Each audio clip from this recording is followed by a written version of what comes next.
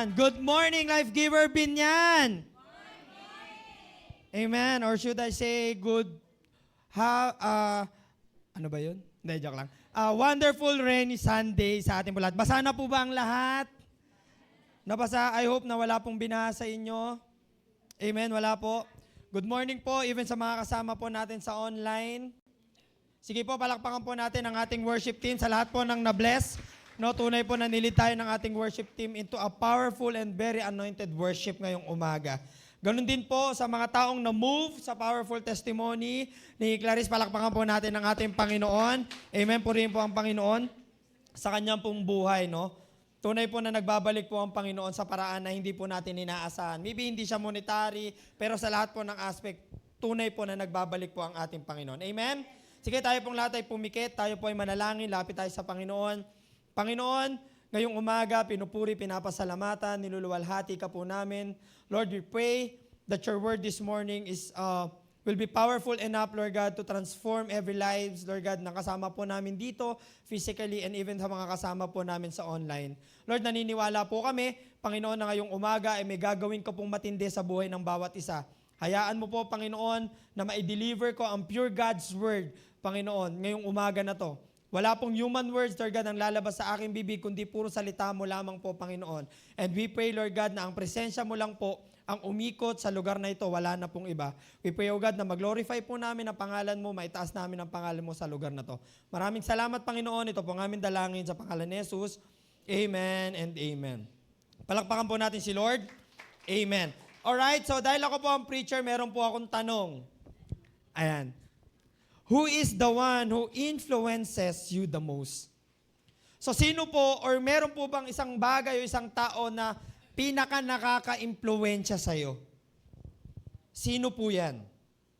So ano po ba yung influencer? Para mas maintindihan po natin, influencer is someone who is able to cause a lot of other people for their followers on social media. So ito po yung mga tao, or ito po yung mga klase ng tao na nagtutulak or naglilid do sa mga follower nila sa social media na gawin yung mga bagay na dati hindi naman nila ginagawa. Dahil nakita mo na nag-e-exercise yung influencer na yon, nag-e-exercise ka na rin. Tama? Ano pa? To buy. No? Bumili ka ng bumili kahit hindi mo naman kailangan. Tama? Dahil nakita mo na ginagamit niya, bibilin mo. Akala mo sakto sa'yo at bagay sa'yo. Bibilin mo kasi nakita mo dun sa influencer. Ano pa? Use the same thing that they do. Alright? So yung mga influencer din holds the power to change minds. So ganun pala yung ibang influencer, no? Meron pala silang kapangyarihan na patakbuhin yung isip ng ibang tao nang hindi nila namamalayan. They can steer people's opinions and buying decisions because they are all like have authority. No, hindi natin napapansin sa sobrang pag-aalaw natin doon sa mga tao na yon to influence us, hindi natin napapansin na naitutulak na pala nila tayo doon sa mga bagay na dati hindi natin ginagawa. Amen? Amen po ba? Amen. So next question is, do you believe that this generation is a generation where people is more interested on how they can influence other people? Naniniwala ba kayo doon na itong henerasyon na to ay henerasyon ng mga tao na kung saan mas iniisip nila kung paano sila makaka-impluwensya sa ibang tao? May kausap pa po ba ako dito? In other words, tayo po ay nasa era where many influencers rises. Marami po mga naglalabasan na iba't ibang klaseng influencers. Galing sa iba't ibang lugar, galing sa iba't ibang klase ng lahi, no? Iba't ibang klase ng tao. Ayan po yung mga influencer na nag-a-arise ngayon. So kung mapapansin po natin, pag tumambay ka sa Facebook, marami kang makikita ng iba't ibang muka na mga influencers na naglilid din sa iba't ibang klase ng mga tao. Minsan, yung iba kahit hindi naman nila ginagawa yung pagjo-joke, ginagawa na nila. Bakit? Because they are influenced. Tama po? Tayo ay nabubuhay sa isang mundo na kapag narinig ang salitang influencer, sila yung may power. Sila yung mga kilala at sila lang yung mga may say. Sila lang yung may karapatang magsalita. Alright? Sila yung mga taong bitbit ang corona, hindi ng pagiging artista, pero influencer. Tanong niyo po sa akin kung bakit. Kasi aminin po man natin o hindi, This is how social media redefine ang salitang influence. Ganun po niya nire-redefine. No, ganun niya po minamanipulate yung salitang influencer. Paano po? Millions of people, no, sa buhay ng mga influencer, they follow their fashion tips. Mga travels inspirations. No, pag nakita nila na pinuntahan ng influencer yung lugar na yung pupuntahan din nila. Tama? Yung fashion, pag nakita nila na ito yung suot ng influencer na yun din yung isusuot nila at gagayahin nila. Ano pa? O yung mga motivational advices. Pero anong totoo? Most of those people or these people who called influencer are followed dahil sa mga bagay na ginagawa nila, hindi dahil kung sino sila. Tama po ba? Ang sinusundan ng mga tao sa kanila, yung ginagawa nila kahit hindi nila kilala kung ano yung totoong personality ng influencer na yun. Tama po? Kaya yung influence na meron sila for the short period of time lang, pang maiksing panahon lang, dahil sa mga followers nila. Pero alam mo ba, sabi mo sa katabi mo, alam mo ba? Hindi ko pa po sinasabi. Wait lang. Excited. Alright? Merong isang influencer sa Bible na una pa sa mga greatest empire na alam mo, he also shaped the course of history. He transformed many lives. Hindi lang dahil sa mga bagay na ginawa niya, kundi dahil kung sino siya. Kilala niyo na po ba yung sinasabi ko? Sino po? Yes, His name is Jesus Christ. Palakpakan po natin ang Panginoon. Take note, hindi lang po siya basta Savior of the world, but He is our greatest influencer. Amen? And our title this morning, Jesus, our greatest influencer. So this morning, we will explore what it means to see Jesus as our greatest influencer. Sana, mga kapatid, Life Giver Binyan, kung meron mang magbibigay or nagbibigay ng malaking porsyento no, sa buhay mo, sana hindi yan tao, hindi yan bagay, or hindi yan yung crush mo. Alright? Dapat si Jesus yan. Wala nang iba. Amen. Let us read 1 Corinthians 11:1. Sabi po dito, follow my example as I follow the example of Christ. Yan po yung sinabi ni Apostol Pablo. At sinulat po ito ni Apostol Pablo sa mga tao sa simbahan sa Corinth. Kasi ang mga tao po doon, they are spiritually gifted, pero mga morally immature. Mga magagaling lang, pero yung attitude bagsak. Alright? Sa madaling salita, hati-hati po yung mga tao doon. Hindi po yung katawan, ha? Hati-hati po sila doon. What I mean is divided po sila. Bakit sila naging divided? Because some of them are selfish. Ano po yung mga selfish? Selfish! Ano po yung mga selfish? Sila po yung mga taong walang inintindi kundi yung mga sarili nila. And meron naman mga tao that they are confused. Magugulo po yung isip nila. Hindi nila alam or naguguluhan po sila kung ano yung ibig sabihin ng to live a Christ-like life na buhay. Hindi po nila maintindihan, kaya nahati-hati po sila. Yung iba nagko-compromise, yung iba sumusunod sa Panginoon. So kung aatras po tayo ng chapter 10, makikita po natin that Apostle Paul addresses the issue of conscience and Christian liberty.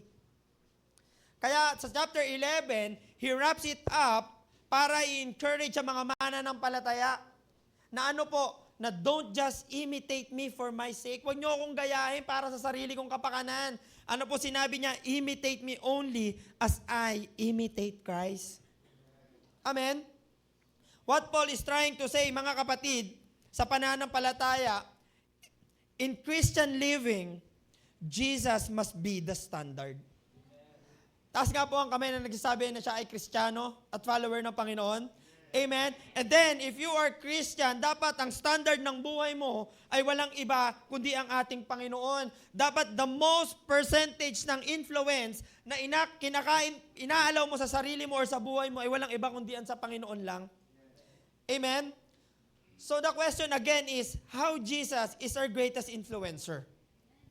Number 1, Jesus influences us by His sacrificial love. John 15:13, sabi po dito, sige pa, flash po, there is no greater love than to lay down one's life for one's friend. Jesus didn't just preach love. Hindi lang po binanggit or itinuro ng Panginoon yung tungkol sa pagmamahal. Hindi lang po ito basta tinuro ng Panginoon sa kanila. Hindi po sinabi ng Panginoon na ganyan lang yung gawin mo. Pag nagmamahal ka, ang ginawa po ng Panginoon, pinakita niya po or pinatunayan ng Panginoon kung paano magmahal ng merong sakripisyo. Ano yung ibig sabihin ng sacrificial love? Paano niya pinatunayan? He proved it on the cross. Amen? We all know the story. Pinatunayan ng Panginoon nung namatay siya sa krus ng Kalbaryo. Habang ang iba ay influenced by charisma at mababulaklak na bibig na puro pagmamahal lang, kunwari, pero wala namang gawa, puro ngawa, Jesus influenced with the cross. He laid His life for the unworthy. Inalay ng Panginoon yung buhay niya para sa mga taong hindi naman karapat-dapat. Huwag mong tignan, tayong lahat yun. Amen? For those people na mas nilalike at mas sinahart yung mga earthly influencers. Tama? Namatay si Jesus for those people na minsan lang piliin ng Panginoon, napipilitan pa. At parang kapag pinili niya si Lord, parang utang na loob ni Lord na pinili siya. Tapos pagdating kay Jesus, ilalike ko ba? Pagdating kay Jesus, i-heart ko ba? Na dapat na si Jesus ang nakakapagbigay ng impluensya sa'yo. May kausap pa po ba ako dito? No wonder, marami pong mga tao na kapag usapin po ng sacrificial love or pagmamahal na may sakripisyo, ang standard po nila lagi yung sa mundo. Bakit ko naman mamahalin yan? Sinaktan ako niyan dati. Hindi ka mahal-mahal yung tao na yan. Bakit ko naman yayakapin yan? Illness. Di ba? Bakit ko naman ibibigay ito ang damot niyan sa akin noong mga panahon na walang-wala kami? Tama? May tanong po ako sa inyo, panay kayo, uy. Amen? Tanong ko po sa inyo, bakit tayo ba kamahal-mahal lagi? Hindi. Tama po ba? Pero pinili din po ni Jesus mamatay para sa atin. Hindi lang namatay si Jesus para sa iyo, namatay din si Jesus para sa kanila. Madali din ba tayong yakapin? Hindi. Pero araw-araw, kahit marami po tayong pagkukulang, marami tayong karumihan, yakap-yakap pa rin tayo ng Panginoon araw-araw. Amen? Lagi din po ba tayong mapagbigay? Hindi. Pero kahit ang damot mo, lumalakas yung mic. Pasuyo po, pahina ang konti. Pero kahit ang damot mo, may blessings ka pa rin na natatanggap kahit hindi mo hinihingi sa Panginoon. Amen. Palakpakan po natin ang Lord. That is sacrificial love. Amen. Romans 5:8, sabi po dito, but God showed His great love for us by sending Christ to die for us while we were still sinners.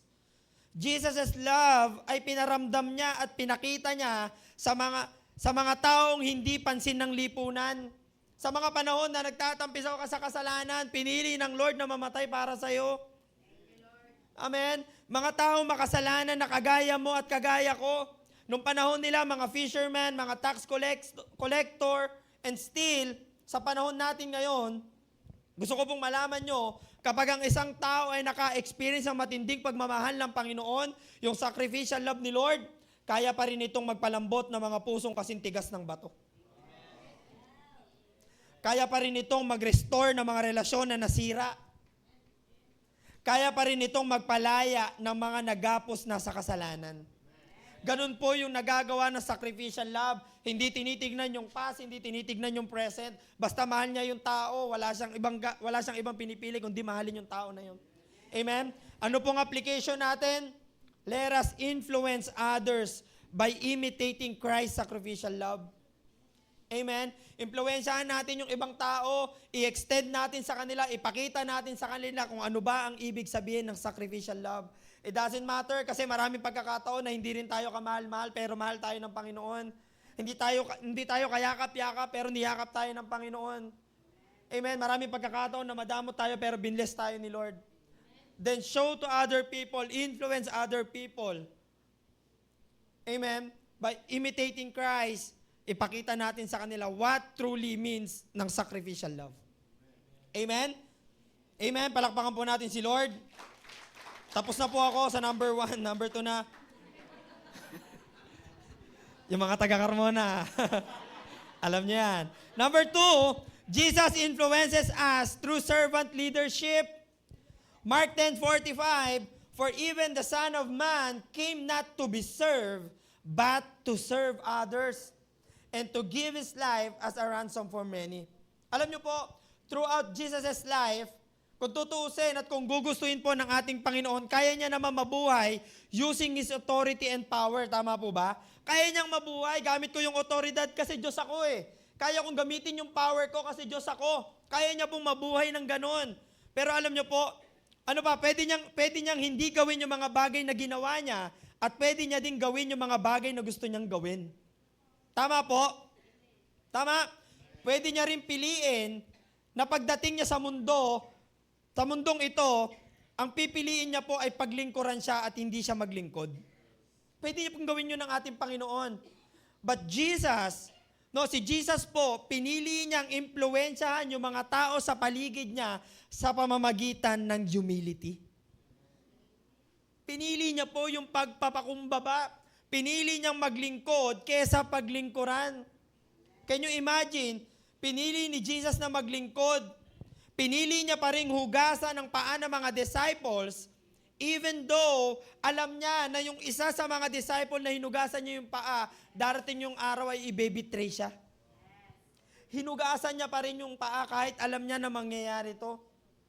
Na baka mamaya may nagtatanong sa inyo, Pas, kailangan din ba namin hugasan yung mga paa ng tao para makita na kami po ay nagpapakumbaba? Para mas maintindihan po natin, syempre, kailangan magre-research din po tayo. Alright? Sabi po sa research, ano po yung pinagkaiba ng true humility and false humility? Meron po yung pinagkaiba. Ang true humility po is authentic. Ano po ibig sabihin ng authentic? Authentic. Diba? Hindi po siya peke. And sincere attitude. Kailangan totoo yung pinapakita, hindi orokan. Makukuha nyo rin po yan mamaya. Ano nga ba yung orokan sinabi ni Pas? Amen? Yung mga taong may totoong humility, nire-recognize sa mga taong humble ang limitations ng iba. At ina-acknowledge din nila ang kahalagahan ng mga tao sa paligid nila. Nakapaloob din po sa true humility ang authenticity, self-awareness, yung respect, yung focus on others, and acceptance. Now, ano naman yung false humility? It shows the deceptive display of modesty. Ano po yung ibig kong sabihin? Sa madaling salita, hindi porkit mahinhin ang isang tao, ibig sabihin humble na siya agad. Yung pala. Amen? Tama po ba? Ito yung mga tao na, meron po ba kayong mga kilala na mga tao na grabe makipagtalakan sa kapitbahay?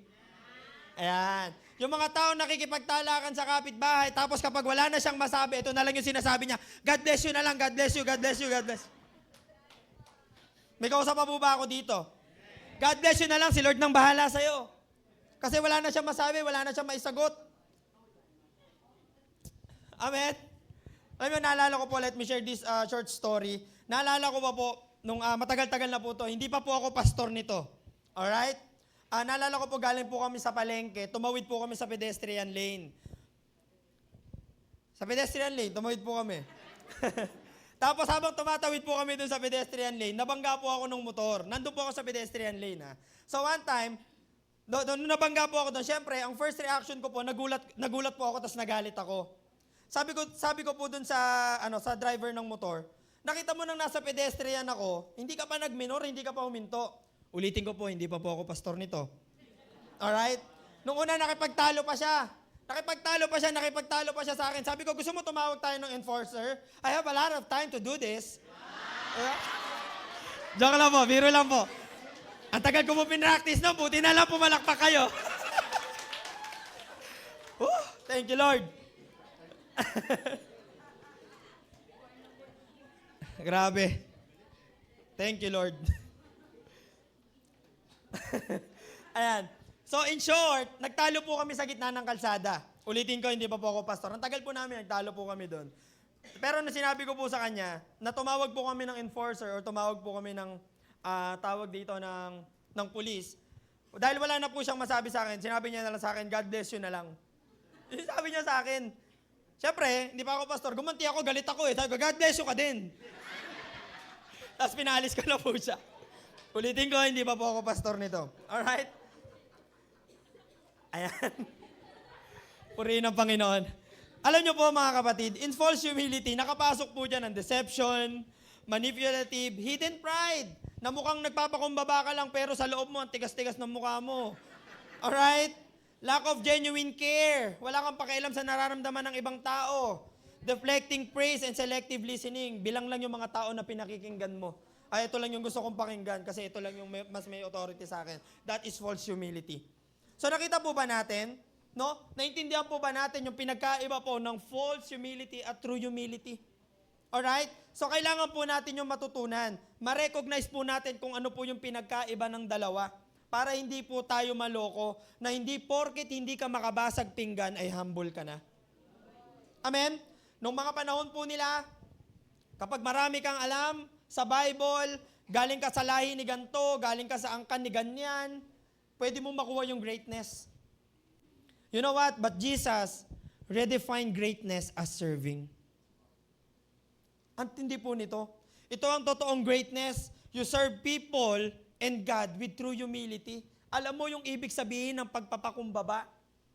Amen? Dapat tayo pong mga anak ng Diyos, bilang kiniklaim po natin that we are influenced by God or by Jesus, makita po sana sa atin na hindi tayo takot magpakababa sa harapan ng Panginoon at sa harapan ng mga tao para matulungan po natin maiangat ang iba. Amen? Sana ganun po yung attitude ng mga taong, mga anak ng Diyos na nagsasabi na sila ay follower ng ating Panginoon. Ano po ang application natin dito? Let us lead with humility. No? Tayo po sana, maimpluwensyahan natin yung ibang tao.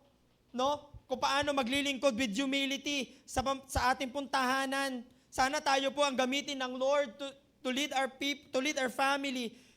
Kung paano, o to influence our family to lead with humility sa loob ng simbahan. Amen po? Huwag po natin kalimutan. No, take our motive. Pag tayo po ay naglilingkod sa loob ng simbahan. Serve with humility, ano pa, even in our communities. Amen? Amen po ba? Palakpakan po natin ang ating Panginoon. Number 3, Jesus influences by His obedient submission. Grabe po ito mga kapatid. Obedient na nagsasubmit pa. Amen? Philippians 2:8, He humbled Himself in obedience to God and died a criminal's death on a cross. Life Giver Binyan, sa pangatlong point po natin, let us talk about submission. But not just about submission, but obedient submission. What is obedient submission? It is an act of willingly yielding to authority. Willingly, ibig sabihin, kusang loob kang sumusunod sa authority na nilagay ni Lord above sa'yo. Will or commands of another. While also demonstrating positive and respectful attitude. Na habang sumusunod ka, tama yung way mo ng pagsunod, may kasamang respeto. Amen po?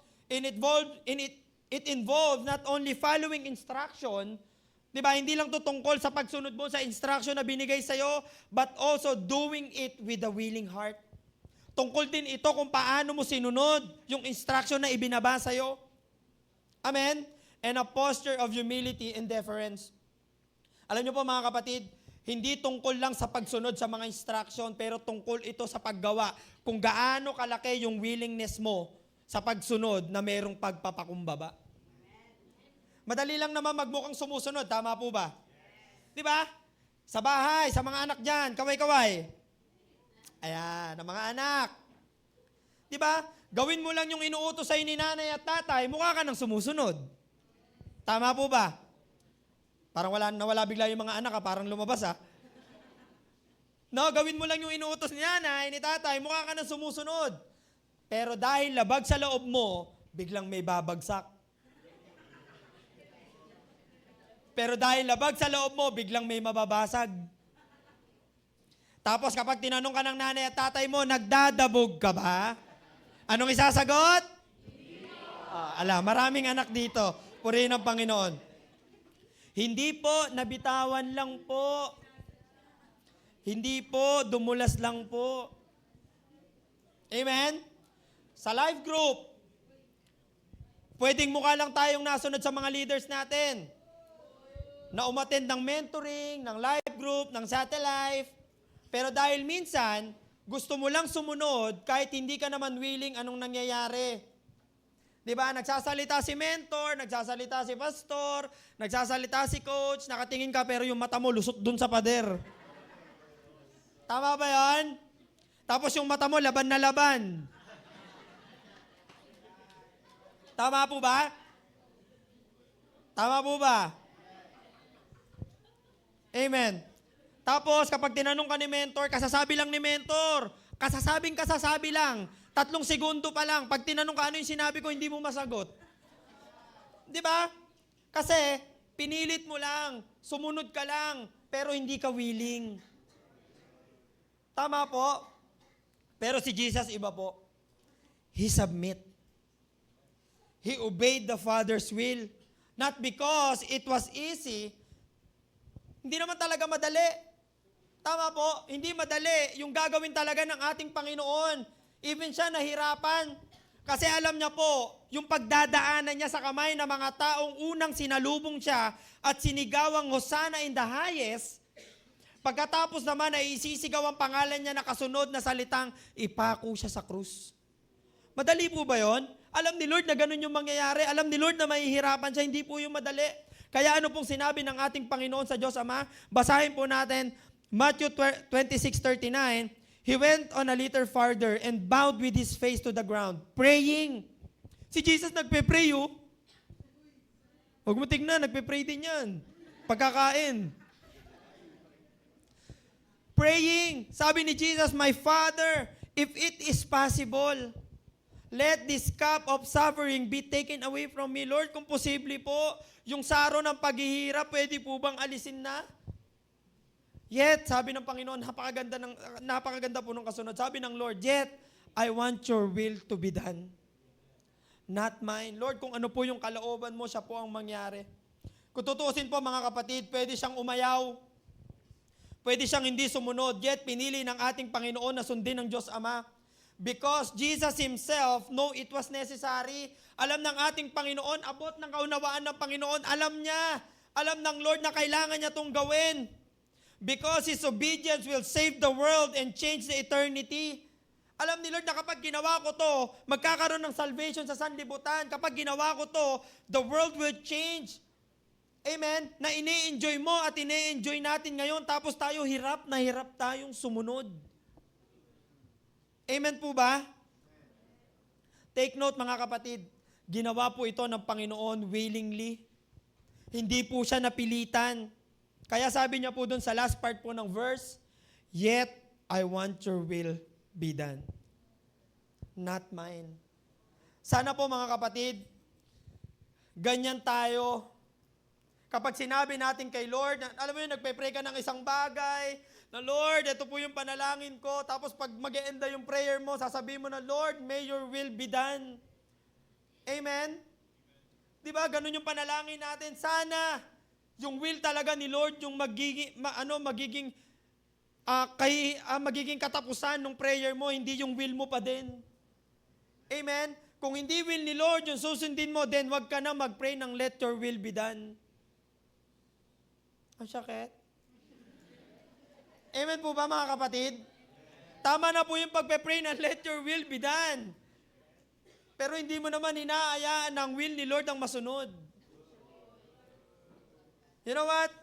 Jesus' obedience and full submission purchase our salvation. Dahil sa matinding pagsunod ng Panginoon at sa yung full submission niya, kaya ka merong salvation ngayon. Amen? Ano pong application natin? Always obey and submit to God's will even when it's hard. Di ba? Kahit maraming pagkakataon na hindi mo naiintindihan, kahit maraming pagkakataon na ang hirap-hirap na, sana piliin mo pa ring mag-obey at mag-submit sa Panginoon. Amen? Hindi ko po alam yung eksaktong pinagdadaanan ng bawat isa sa inyo, pero kung meron mang pagkakataon na nahihirapan kayo, na nagbablurred na yung paligid nyo, baka gutom lang po kayo. Hindi, biro lang. Nagbablurred na yung paligid nyo, hindi nyo na makita yung right direction, mga kapatid, obey and submit to God's will. Kahit sobrang hirap. Amen po? Amen. And last, number 4, Jesus influences us with eternal impact. Eternal impact ang usapin dito, hindi panandalian lang. Amen? Hebrews 13:8, Jesus Christ is the same yesterday, today, and forever. Amen po ba? Palakpakan nga po natin ang ating Panginoon. You know what? Jesus Christ is the same. At yan po ang pinakamatinding nature ng ating Panginoon na dapat pinangahawakan natin. Na hindi nagbabago ang ating Panginoon. You know what? Tinatawag din po ito ng mga theologians sa immutability.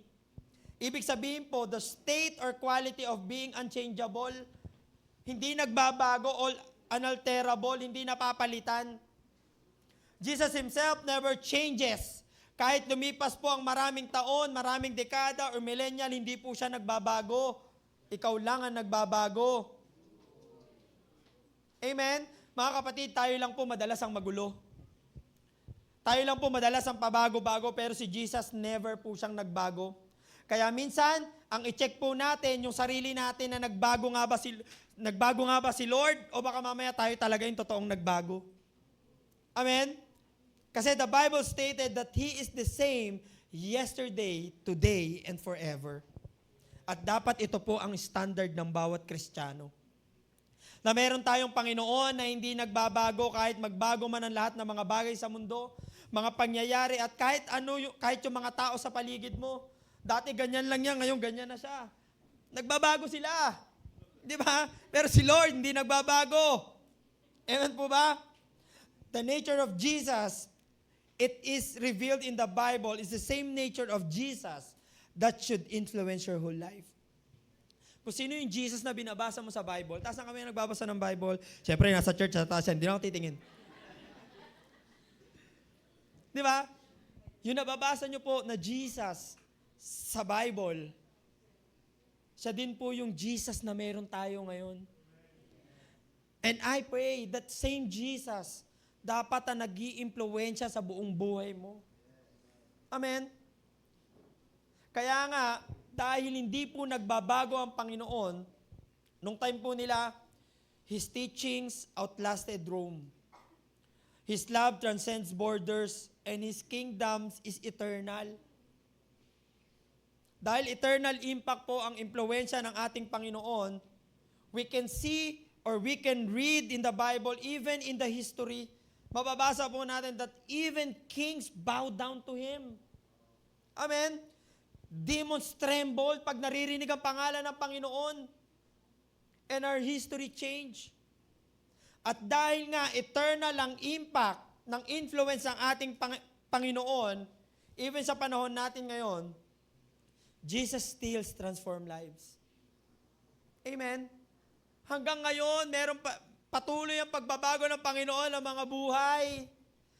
Hanggang ngayon, He heals the broken heart. Amen. Sino po dito aamin na dati wasak siya, na nakilala niya si Lord, inayos ng Lord ang puso niya? Amen. He still heals the broken heart. At patuloy na nagsasave po ng mga lost souls ang ating Panginoon. That is the eternal impact ng impluwensya ng ating Panginoon. Patapos na po ako.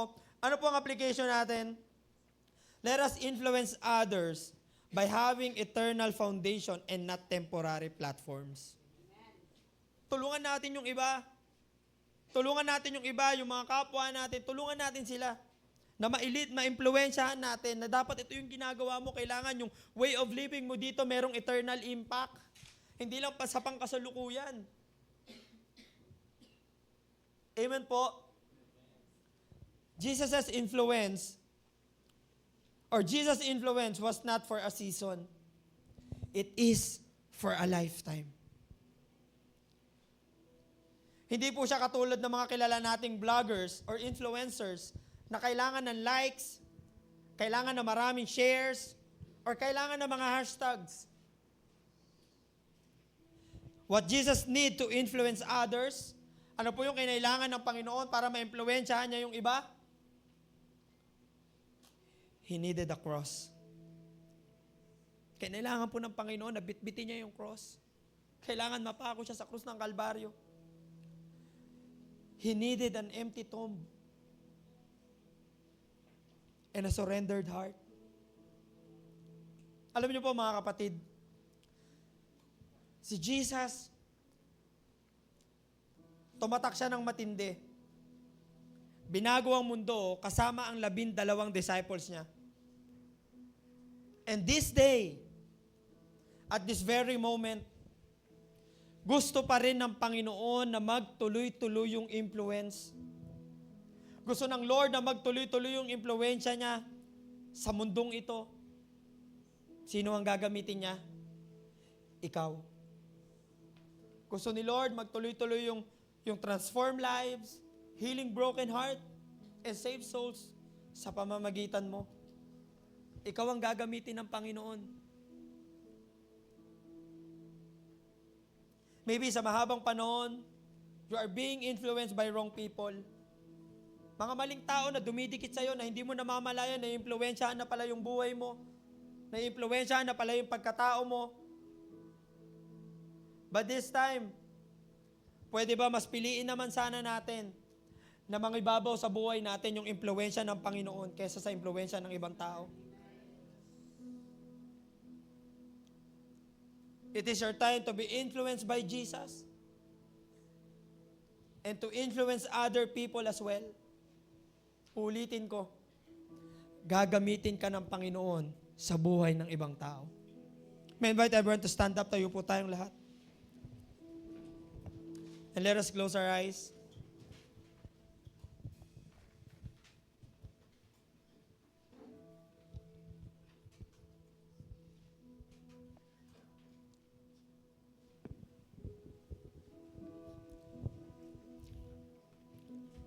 Sa lahat po ng willing, minsan pa, sa lahat ng may gusto, na maimpluwensyahan ni Jesus ang iniisip niya, na maimpluwensyahan ni Jesus even yung mga desisyon niya sa buhay, na maimpluwensyahan ni Jesus yung relationship niya sa ibang tao, na maimpluwensyahan ni Jesus yung purpose niya sa buhay. Can you please raise up your hands to God right now? Sa lahat ng mga tao na gusto na ma-impluwensyahan ni Jesus yung buong buhay niya, yung buong pagkatao niya, taas mo yung kamay mo sa Lord.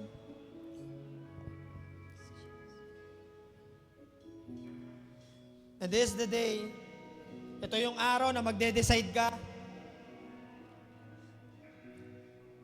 Natitigil ka na habulin yung mga temporary influence na laging inaalok ng mundong ito. Come on, kausapin mo si Lord. Sabi mo, Lord, patawarin mo po ako.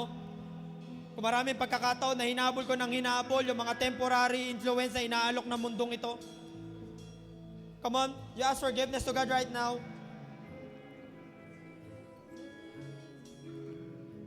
Thank you, Jesus. And today, let us allow Jesus to influence us.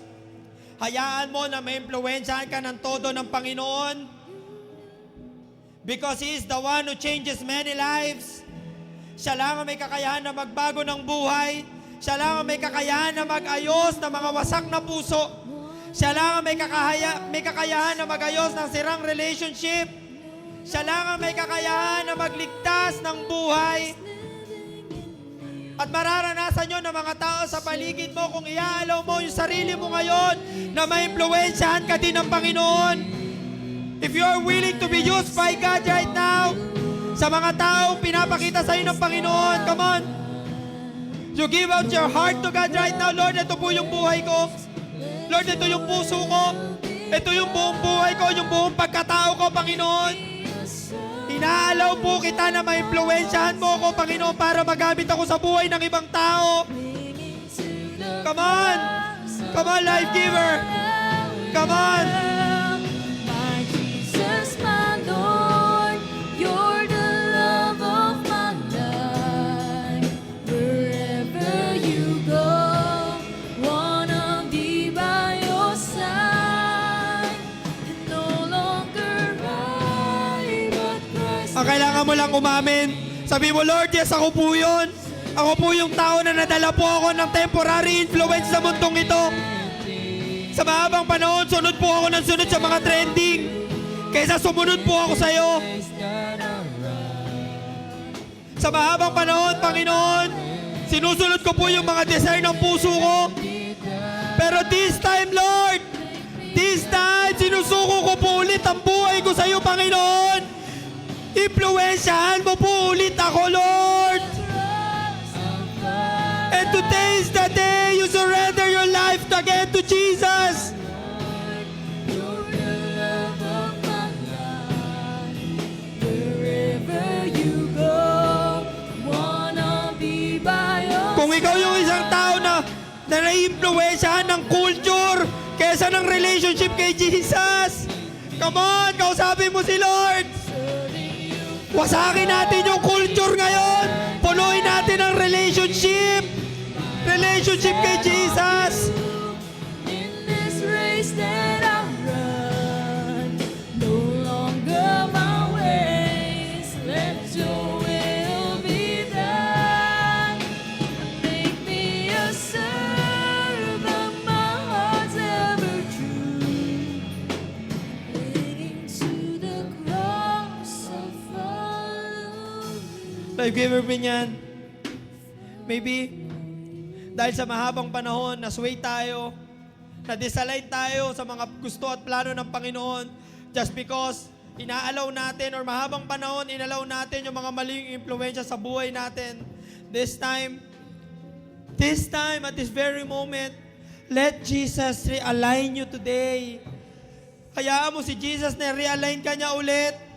Ibalik ka niya sa purpose mo kung bakit ka nag-e-exist. Let Jesus be your ultimate example and influence in your life today. This time, pangako mo sa Panginoon na, Lord, wala na pong ibang impluensya makakapasok sa buhay ko at sa buhay ng pamilya ko, kundi impluensya mo lang, Panginoon. Walang ibang presensya, kundi presensya mo lang, Panginoon. Walang ibang kapangyarihan, kundi kapangyarihan mo lang, Panginoon. Come on, you declare it with your mouth. You declare it with your mouth. For the last time, you declare it with your mouth right now. You're the love of my life. Wherever you go, wanna be by your side. And no longer I, but Christ living in me. Serving you for all eternity.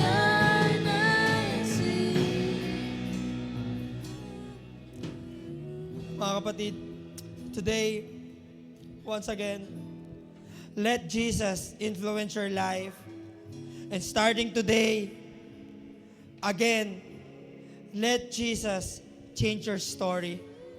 Panginoon, nakikita mo po yung mga anak mo na willingly, once again, surrender their life to you. I pray, O God, nabigyan mo po sila, Panginoon, ng lakas ng loob ng tapang, Panginoon, na huwag i-allow sa buhay nila, sa buhay ng pamilya nila, Panginoon, ang impluensya, yung mga temporary influence na inaalok ng mundong ito. But Lord, I pray na yung mga taong nandito, even sa mga kasama po namin sa online, Lord, bigyan mo sila ng tapang to stand on their ground, Panginoon, na wala pong ibang impluensya na iaalaw sa buhay nila, sa buhay ng pamilya nila, kundi impluensya at presensya mo lang, Panginoon. Even your power, Lord God. And I pray, O God, na patuloy mo pong gagamitin ang mga anak mong ito, Panginoon, to influence other people. Lord God, hindi lang sa temporary, Lord God, but their impact will be eternal Lord God, sa mga tao po sa paligid nila. I pray and declare that you may bless each and every one this morning, Panginoon. Salamat po sa salita mo at nawa, Panginoon, napangiti ka po namin ngayong umagang ito. Lord, we bring you back all the highest honor, praises, and thanksgiving. In Jesus' name, amen and amen. Palakpakan po natin ang ating Panginoon.